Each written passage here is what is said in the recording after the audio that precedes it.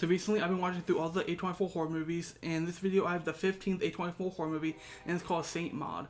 And Saint Maud tells the story of a devout nurse whose quest to save her patient's soul spirals into madness, exploring themes of faith, guilt, and isolation under Rose Glass's deliberate direction and grounded by Morfydd Clark's striking performance. Maud, formerly known as Katie, is a reclusive private calming care nurse in an English seaside town who has gone through an intense religious conversion after a traumatic failed revival incident as a nurse.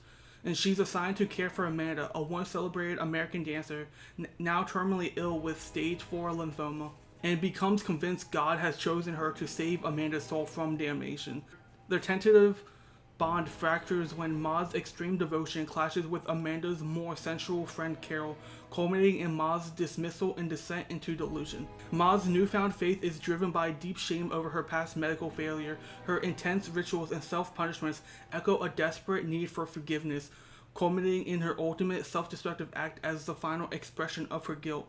And the film blurs spiritual happiness and psychosis, where Maud's visions, voices, and perceived signs from God can be read as hallucinations born of trauma and isolation rather than actual divine contact. And Saint Maud pits spirituality against reality, where Maud condemns Amanda's sensual pleasures as obstacles to salvation.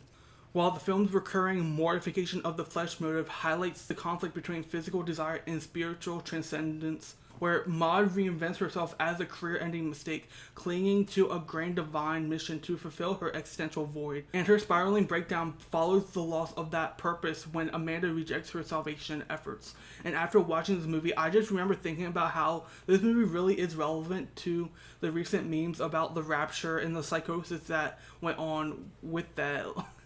Like, watching this movie, I was like, how is this relevant to now? And yeah, that's what it made me think of, like, the whole rapture thing that just happened. Morfydd Clark in this movie as Maud carries the film on her shoulders, shifting seamlessly between tender caregiver, self-righteous extremist, and unhinged martyr. Her intense stillness and piercing close-ups make you feel both empathy and unease as the character's faith unravels. Jennifer L.